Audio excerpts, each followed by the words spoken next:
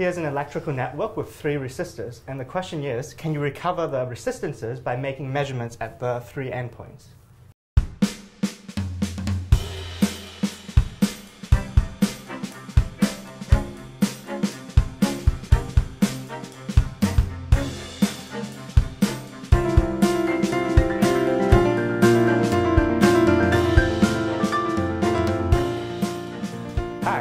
Baldridge, and this is Geometry and Topology Today. Today we get to meet Thomas Lam, who's a professor of mathematics at University of Michigan. He's come down to the beautiful campus of Louisiana State University to give a talk in a graduate student seminar, and he's going to talk in a seminar about electrical networks. So, Thomas, tell us a little bit more about this problem and what you do with it in your mathematics. Right, so in this problem, we're supposed to recover the resistances of a network by making measurements at the endpoints. For this network, what we do is we set the voltage of one of the endpoints, for example, this one to 1, and the other endpoints to 0. We measure the current that flows through each endpoint, and from that we can compute the 3 resistances. So the goal is to figure out what the resistances are based on just being able to make measurements. That's correct. At the ends. So tell us a little bit about what do you do to jazz this up for what mathematicians study? In general, we study pictures like this with many more resistances and with many more endpoints and vertices. For example, we could branch out here. Instead of having 3 branches, we could have many more branches. And the network could be much bigger with many more endpoints.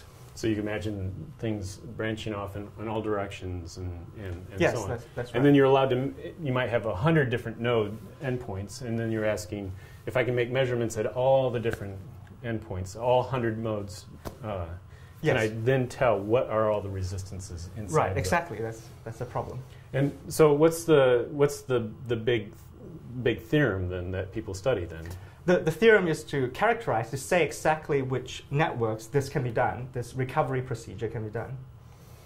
So, so you can imagine you classify the different types of networks or different types of diagrams. Right. So, for example, there's a very simple network where this can't be done. Show us. If you take a network with 2 resistors in series, then we know that the electrical properties of this network can be imitated by a single resistor, which has resistance equal to the sum of these resistors. So you cannot recover both of these resistances from making measurements at these 2 endpoints. And that kind of makes sense, right? Back from our high school exactly.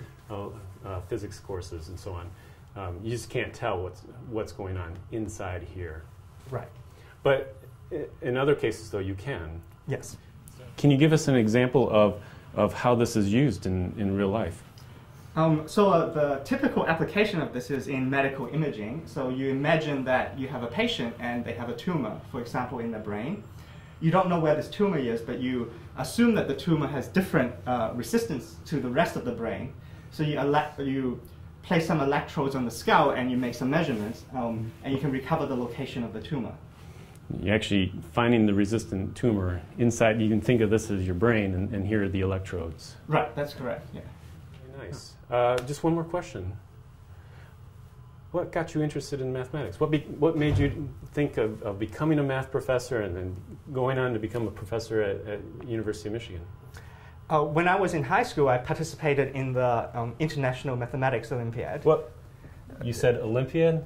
Right, that's correct. Tell the viewers what the Olympiad is. So the Olympiad is Olympics for mathematics high school students. How many? Is it just people in the United States that do this, or what's the? So it has participants from all around the world. In fact, I represented the Australian team. Oh, really? And so there's from many different countries. Yes, that's right. Many different countries participate. Really? And what's it like to be at the Olympiad? Oh, it was very, very exciting. The Olympiad in my year was held in Argentina, and I had never been to South America before, so it was a great experience. It was held in Mar del Plata, which was a beach, and with many other high school students, we spent most of a week in in a hotel, and we had Right on 2 the days of beach. competitions. Yeah. Oh, so it's like the whole week you got to interact with other kids that were all excited about math, and then you had 2 days where you were actually in the competition. Yes, that's right. It was. What were you doing outside of the actual competition? So well, we had a lot of fun doing other things, and I played soccer, for example. Oh, great! And so that having that experience in your life, then that was the kind of the thing that said, oh, maybe there's something here that I can do. Yes, it was very important for me in deciding to become a mathematician. Well, thank you, Thomas. Yeah. Really, it was a pleasure to have you here. And Thank you. Thank you for watching.